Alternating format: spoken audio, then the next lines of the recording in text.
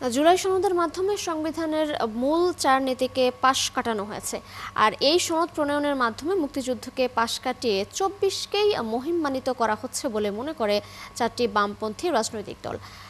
জুলাই সনদের স্বাক্ষর থেকে বিরত থাকা বামপন্থী দলের নেতারা বলেন, প্রাথমিকভাবে বিভিন্ন বিষয়ে ঐক্য হলেও বৃহত্তর পরিসরে এই সনদ দেশে অনৈক্যই তৈরি করবে বলেও অভিযোগ তাদের। বিস্তারিত জানাচ্ছেন ভাস্কর ভাদুরী। 2024 সালের ফেব্রুয়ারি থেকে চলতি বছরের অক্টোবর পর্যন্ত 2 পর্বের আলোচনায় 84টি সংস্কার প্রস্তাবে ঐক্যমত ও সিদ্ধান্ত হয় জাতীয় ঐক্যমত কমিশনে, যা দিয়েই তৈরি হয় জুলাই সনদ।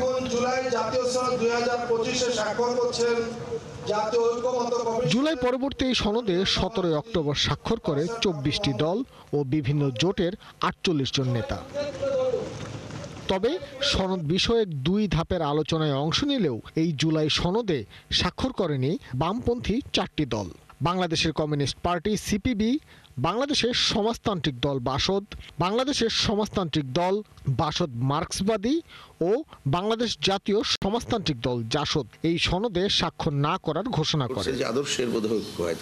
সনদে স্বাক্ষর না করার কারণ হিসেবে 4 বাম দলের নেতারা বলেন, বাংলাদেশের স্বাধীনতা ও মুক্তিযুদ্ধের ভিত্তিকে প্রকারান্তরে অস্বীকার করা হয়েছে এই সনদে। আমাদের যদি প্রথমে এইটুকু বিবেচনা করতাম যে আমরা ঐক্যবদ্ধভাবে কতটুকু গণতান্ত্রিক সংস্কারের কাজটা করতে পারি, তাহলে কিন্তু ঝামেলাটা হতো না। কিন্তু অনেকে মনে করেছে এই সুযোগে যার যার এজেন্ডা বাস্তবায়ন করব। তার মধ্যে প্রথমত আমাদের রাষ্ট্রীয় 4 মূলনীতির উপরে আঘাত আছে।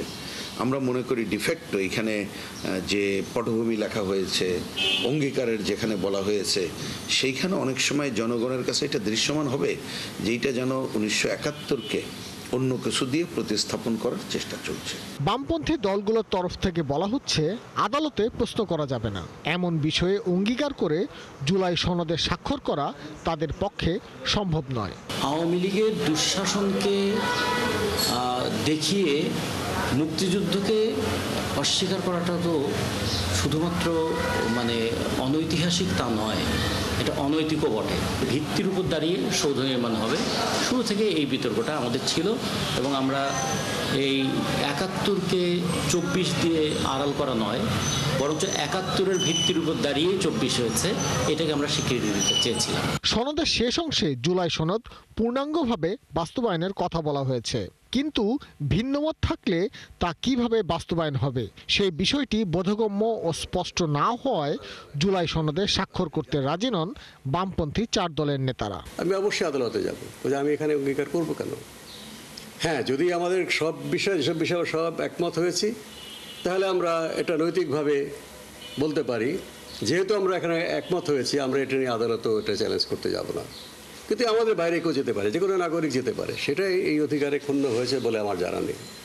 কিন্তু আমরা যারা স্বাক্ষর করছি, আমরা যারা ঐক্যমত হলাম, তারা আদালতে যাব না। আমাদের এখানে ভিন্নমতই আছে, অন্যান্য দলেরও ভিন্নমত আছে। যে দলগুলো সনদে স্বাক্ষর করেছে, ক্ষমতায় গেলে তারা ঠিক কতটুকু তা বাস্তবায়ন করবে তা নিয়েও সন্দিহান বাম নেতারা।